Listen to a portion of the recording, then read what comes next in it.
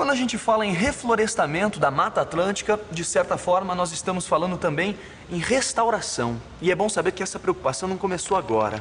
É uma história que vem desde Dom Pedro II. Em 1860, ele iniciou o reflorestamento da Floresta da Tijuca para recuperar as nascentes. Um pouco mais de 100 anos depois, em 1966, o Rio de Janeiro enfrentou uma catástrofe: o deslizamento de encostas causado pelas chuvas e pelo desmatamento. Claro que isso mostrou a importância de reflorestar, preocupação que hoje em dia envolve moradores de vários morros cariocas no projeto Mutirão Reflorestamento. Desde 1987, vem sendo desenvolvido um grande projeto de reflorestamento ecológico na cidade do Rio de Janeiro, de forma ininterrupta. Hoje esse projeto está na casa de 3.000 hectares de áreas efetivamente restauradas, um plantio superior a 6 milhões de mudas, aproximadamente 180 localidades, grande parte situada próximas a comunidades e parte em áreas de acesso mais difícil. A participação dos moradores é fundamental nesse processo de restauração das florestas no Rio de Janeiro. Empresas que fazem o serviço em áreas de difícil acesso priorizam a contratação de pessoas que moram perto desses locais. Portanto, nas mais de 40 comunidades onde o mutirão é realizado, a mão de obra da população mais pobre é utilizada nas frentes de trabalho. Localizado na divisa dos bairros de Botafogo, Urca, Leme e Copacabana, o Morro da Babilônia, no Rio de Janeiro, começou em 1995 o projeto que tem transformado uma área de encosta praticamente devastada numa floresta exuberante. A partir do trabalho da ONG Cop Babilônia, que visa o reflorestamento e o ecoturismo na área, mais de 200 mil mudas foram plantadas em belas trilhas com espécies da Mata Atlântica, como o pau-brasil, o jequitibá, a aroeira e o ipê. Antes de começar o projeto de reflorestamento, essa área aqui do morro ela era toda coberta por capim. Isso trazia um sério risco para os moradores que ficavam na parte de baixo. Deslizamento, descida de pedra, queimada, aquilo tudo que a gente já sabia que podia acontecer. Até o risco de você ir dormir, será que eu vou amanhecer vivo amanhã? Hoje não, com o reflorestamento, com a consolidação de uma floresta, esse risco não existe mais. As pessoas vão dormir tranquilas, circulam mais tranquilas na comunidade. A gente tem um patrimônio que não tem valor. Isso aqui não tem como você discutir valores, entendeu? Você tem que amar isso aqui mesmo, trazer as pessoas para conhecer as escolas, os moradores da comunidade, o turista estrangeiro e brasileiro. Mostro para minha família, para meus filhos, quando tem caminhada aqui, trago eles para eles conhecerem que o trabalho que o papai faz. Aqui não tinha nada, hoje tem uma floresta. É uma forma sustentável que a gente tem dentro da nossa própria comunidade, entendeu? Que onde a gente tira o nosso sustento, nosso trabalho, e isso é maior glória, maior. Então, para nós é um orgulho enorme. E a cada dia que você vem aqui, você encontra alguma coisa diferente. A natureza se surpreende o tempo todo. Assim como no Rio de Janeiro, aqui em São Paulo, em plena selva de pedra, a Mata Atlântica também tem suas raízes.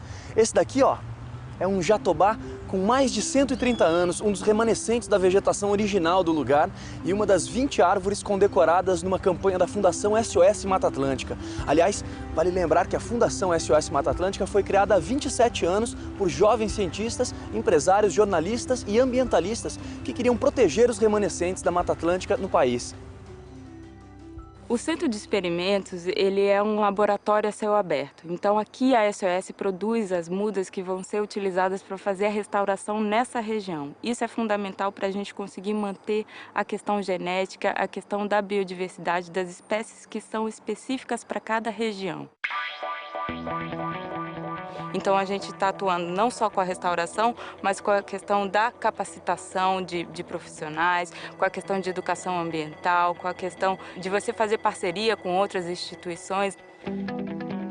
A Mata Atlântica é um dos biomas mais ricos em espécie, né? Então, comparativamente com a Amazônia, por exemplo, ela tem um tamanho muito menor, mas a quantidade de espécies é similar.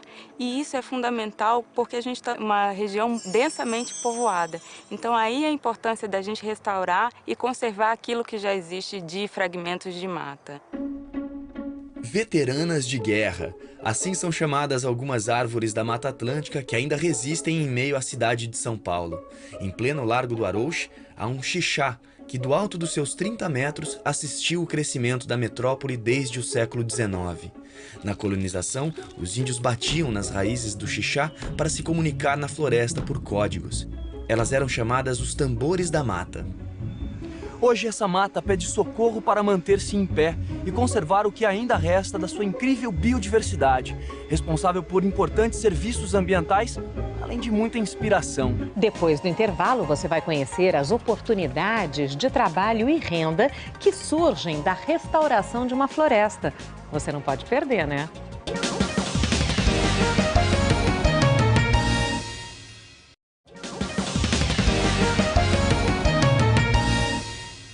Aqui no centro de São Paulo fica o Parque da Luz, trecho de Mata Atlântica e um dos primeiros espaços públicos dessa cidade que, em pouco mais de um século, tornou-se uma metrópole com aproximadamente 20 milhões de habitantes. Por que é importante a gente restaurar as nossas florestas? Porque você vê o meio ambiente para a gente respirar melhor, né? Vem tudo das árvores. De vez em quando, às vezes, eu venho aqui porque eu tenho uma árvore para gente respirar. É muito importante para o meio ambiente, muito importante para o bem-estar da população, muito importante para as cidades. Mesmo que as florestas jamais voltem a ser como um dia foram, nós podemos recompor suas árvores, arbustos, gramíneas, recuperar a função ecológica dessas áreas degradadas e sem aproveitamento socioeconômico e ambiental. Uma questão sobre esse novo código, né, que está completando um ano, completou um ano agora dia 25 de maio de 2013, é que existe a obrigatoriedade da restauração, o que não existia no Código Antigo, ou seja, uma nova despesa vai entrar no produtor rural. Para implantar o novo Código Florestal, os produtores rurais têm uma obrigação, a do reflorestamento de reservas legais e áreas de preservação permanente. Ainda que com a nova lei a área a ser recuperada seja menor, são 35 milhões de hectares a serem restaurados, a um custo médio de R$ 7 mil por hectare, ou seja, são cerca de 245 bilhões de reais. Mesmo que não pareça, isso pode ser um bom negócio para esses produtores. Com exceção das APPs, onde a exploração é proibida, reflorestar as reservas legais é uma maneira inteligente de diversificar a propriedade e obter lucros com o comércio de madeiras nobres, a extração de óleos, a venda de sementes e até o pagamento por serviços ambientais, como manter as nascentes que abastecem as cidades. O agricultor não consegue entender a importância de uma mata dentro da sua propriedade. E é só nós fazermos uma pergunta. Quem que faz a polinização dessas espécies que ele produz agronomicamente? Então, quem que faz a polinização da flor do feijão para que ele consiga produzir feijão?